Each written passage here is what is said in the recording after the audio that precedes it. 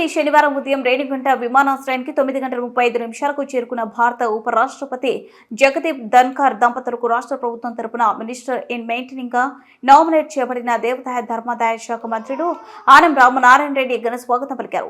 తిరుపతి జిల్లా collector doctor S Venkateshwar, IG Rajeev Kumar Meena, DIG షియోసి Vajpayee, SP Subbarayudu, joint collector Shubham Bansal, municipal commissioner Narapureddy Maurya, MLC Sipai Subrahmanyam, Tirupati నగర పాలక సంస్థ మేయర్ శిరీష తదితర అధికారులు, ప్రజాప్రతినిధులు భారత ఉపరాష్ట్రపతి దంపతులకు స్వాగతం పలికిన వారిలో ఉన్నారు. అనంతరం భారత ఉపరాష్ట్రపతి నెల్లూరు జిల్లాలోని అక్షర విద్యాలయ డాంపస్ మరియు స్కిల్ డెవలప్మెంట్ కేంద్రం మరియు స్వర్ణ భారత ట్రస్ట్ 23వ వార్షికోత్సవంలో ముఖ్య అతిథిగా పాల్గొనుటకు 9:58 హెలికాప్టర్లో బయలుదేరి వెళ్లారు. వీరి వెంట మంత్రివర్యులు Anam Ramanarayana Reddy minister in maintaining హోదాలో ఉపరాష్ట్రపతి వెంట హెలికాప్టర్లో బయలుదేరి వెళ్లారు.